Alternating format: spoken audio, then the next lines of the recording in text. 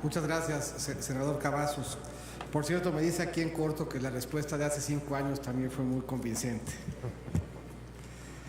La pobreza se mide a lo largo de diferentes mediciones y la realizan diferentes instituciones. Un poco como decía el senador Alejandro Encinas al principio, tenemos diferentes indicadores de los cuales podíamos escoger, pero cada uno de ellos va contando una historia consistente.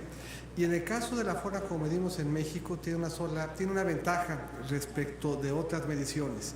Nos ayuda a entender cómo debemos de articular nuestra política pública para hacerle frente al reto de la pobreza. Mide pobreza en el mundo y producen indicadores, la Coneval en México, y hoy su ejercicio multidimensional llama la atención del mundo y se adopta en diferentes geografías. Mide la pobreza la CEPAL, mide la pobreza la OCDE, y la OCDE la calcula como todos aquellos que viven por abajo de la mitad del ingreso de la mediana. Mide pobreza el PNUD y mide pobreza el Banco Mundial. De entre todos estos indicadores de pobreza, en general se colige primero que el mundo ha venido avanzando. En términos generales, los últimos años han sido años en donde hemos sido capaces, no solamente como país, sino en el mundo, de ir mejorando la capacidad de inclusión, y son en la historia reciente la época en donde más hemos adelantado en generar inclusión para la mayor parte de la gente. En prácticamente todos los casos y todas las geografías se acreditan avances. En México igualmente los avances han sido importantes.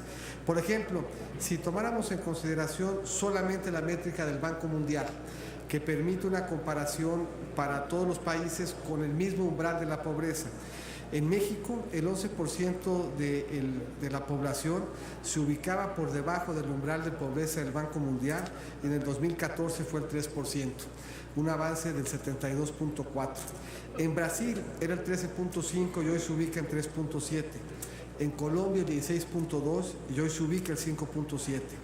En América Latina en su conjunto en promedio el 13.6% y hoy el 4.7%. En el mundo, el 27.1% por abajo de la línea de pobreza y ahora el 9.4%. Se acredita entonces que el mundo ha mejorado, y dentro del mundo México de manera particular. ¿Por qué es interesante la medición que hace Coneval? Porque no se circunscribe solamente a un umbral de pobreza para ubicarnos por arriba o por debajo, sino que nos ayuda a entender cuáles son los determinantes profundos de la pobreza y qué tendríamos que hacer para superarla. Por ejemplo, nos dice en materia de educación que tenemos que cuidar por lo menos 2 elementos. Primero, que los niños entre 3 y 15 años estén en la escuela. Una niña o un niño que entre 3 y 15 años no estén yendo a la escuela es una niña o un niño que van a vivir en pobreza. ¿De qué tamaño el reto y la importancia? Un niño en México que termina la preparatoria vive 4 años más que un niño que no la termina. Luego entonces, si nos concentramos en que los 3 y los 15 años los niños estén en la escuela, habremos de abonar en favor de que esos niños tengan mejores oportunidades hacia adelante. Y lograrlo no ha sido sencillo, particularmente los niños de entre 3 y 5 años y su acceso a preescolar nos implicaba un reto importante al que en esta administración se sumaron varios: el sistema educativo formal, pero también las guarderías y las instancias de todos quienes desde el sector público las administran, y con cargo a ello el rezago educativo de niños a 3 a 15 años se abatió de manera muy dramática. Igualmente importante, conforme a los indicadores de Coneval, las mujeres y los hombres que no habiendo tenido la oportunidad de concluir su ciclo educativo, buscamos que terminen y que certifiquen sus conocimientos, porque esa certificación les abre las puertas del mercado laboral, y como nunca hemos logrado abatir el rezago educativo en adultos. En materia de salud, difícil que se preocupe o que tenga uno capacidad de generar ingresos si está uno preocupado por medicina, doctor y clínica. La reducción que hemos tenido, no solamente administrativamente en dar acceso a la salud, sino que en encuestas la gente reconozca que lo tiene, ha sido sin duda importante, y a eso también nos obliga la medición de pobreza multidimensional. En materia de seguridad social, no solamente se nos pide que el trabajador sepa que la tiene, sino que sepa además lo que la seguridad social implica, y que ésta le permite ahorrar para su retiro y que le permite estar cubierto frente a incapacidad. Son muchos los mexicanos que saben que tienen seguridad social, pero son menos los que saben qué tipo de cobertura les ofrece y qué espacios para prever para los ingresos en su futuro, pero en este indicador también tenemos avances relevantes.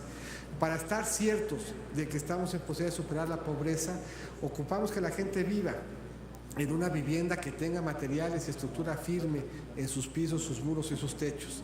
Y necesitamos adicionalmente, para un buen desarrollo y un desarrollo armónico que permita una buena comunicación en la familia, que no tengamos condiciones de hacinamiento. Y adicionalmente, que a la familia llegue agua, luz y drenaje. Finalmente, y como resumen en buena medida de todas estas circunstancias, necesitamos que el mexicano y la mexicana no estén preocupados por poder satisfacer la necesidad básica de la alimentación para sí y para su familia.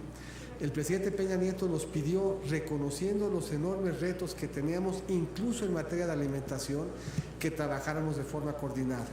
Reconoció que el reto de la pobreza no era responsabilidad de una sola secretaría, ni de un solo nivel de gobierno. Incluso no era responsabilidad exclusiva del gobierno, sino que se ocupaba el concurso de sociedad civil y sector privado. Por ello convocó primero a una cruzada nacional contra el hambre y sobre ella montó una estrategia nacional de inclusión.